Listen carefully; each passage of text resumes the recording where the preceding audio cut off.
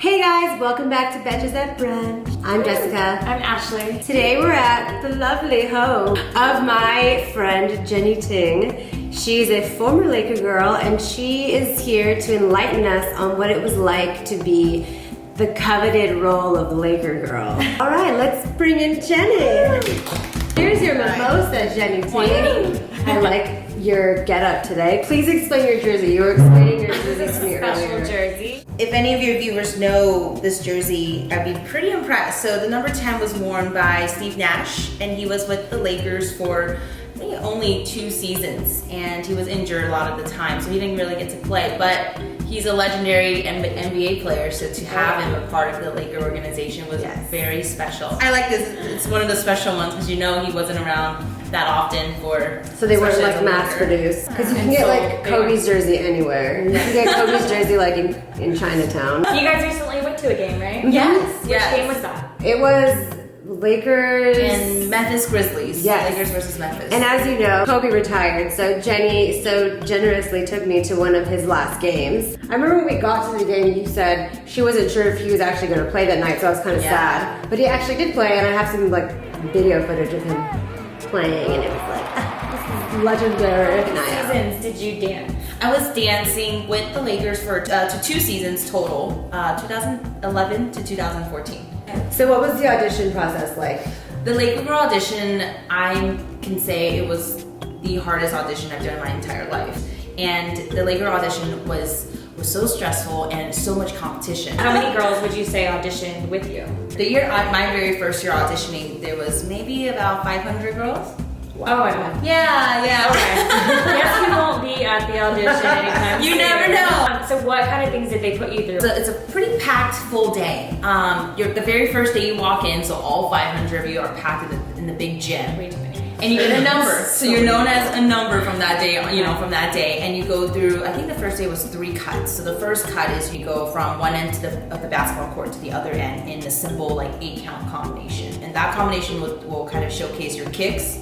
I probably get cut on that because my kicks are not funny. And that's the round that you kind of the judges can really quickly weed out the ones with the techniques, like and the ones that don't have the technique. I feel like I can get past that. And then so Ashley's through, but Jessica's not. Yeah. Okay, so Ashley goes to the second round, and we're second round, and second round is to test how well you pick up choreography. So the choreographer of the audition comes out, and she's like, here's 6 8-counts. You have about 15-20 minutes to learn the first round dance, and it's kind of very similar to things that we would do on the court. After that, you perform and you wait until your number gets called after that second round. Okay. And then the third round is the same thing. You just learn a different type of dance because we don't only do one style. We do hip hop, jazz. And we may do a character routine. They know it all. So we do the Renaissance women.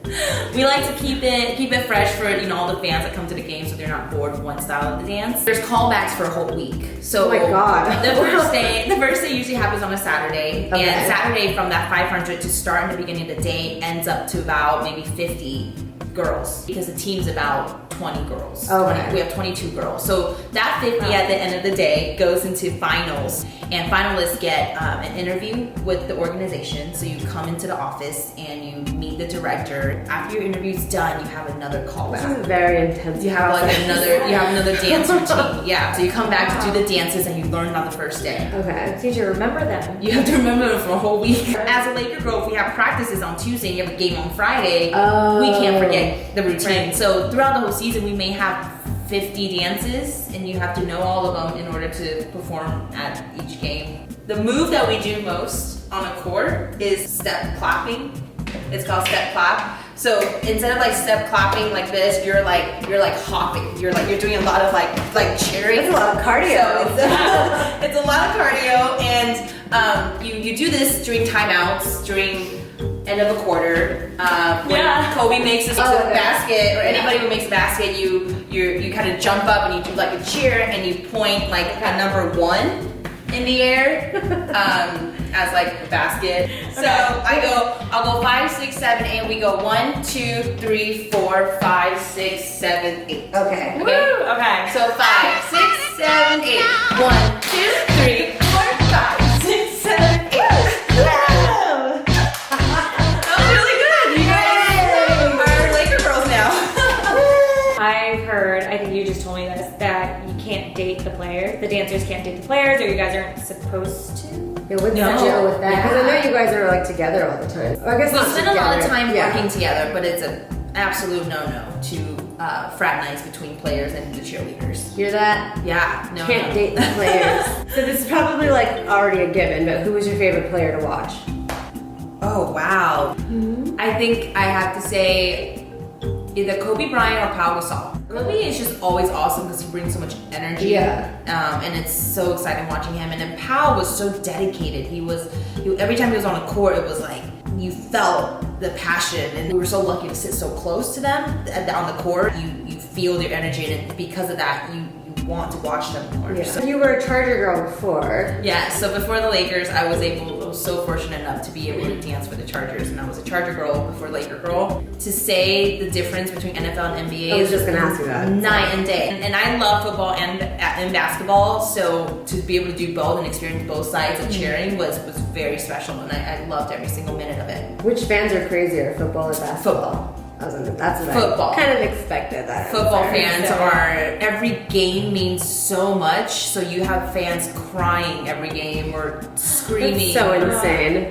It's insane, but it's so cool. You're shocked Feel and that passionate Yeah. about something. So have you been dancing all your life? Is this something that you've always been doing? I did not grow up dancing all my life. I didn't start dancing until I was in high school. Took my very first dance class because I saw my high school dance team perform, and I was like, wow, what is that? They have pom-poms and they're sparkly. Then I called told my parents to call someone they knew, hopefully find like a neighborhood dance studio. So I wanted to make my high school dance team, and I didn't have the training that these girls had in high school. Yeah. So I caught up 8 years of dancing within one summer, and I just slaved just to make sure I could make my high school team. And I think that's where I made the biggest commitment to really learn this thing, because I had no idea what dance was. When you find something you love, you just throw yourself in it. And I think that's where the passion and that hard work came from, because then from there I was like, I want to be a Laker girl. And then you were. 6 Love it. years That was later. so motivational. 6 years later. Thanks for coming and talking to us today, Jenny Ting Ting. Oh my gosh, it was so much fun. And thanks for joining us at brunch again, guys. Thanks for having me. Cheers. We'll see you next week.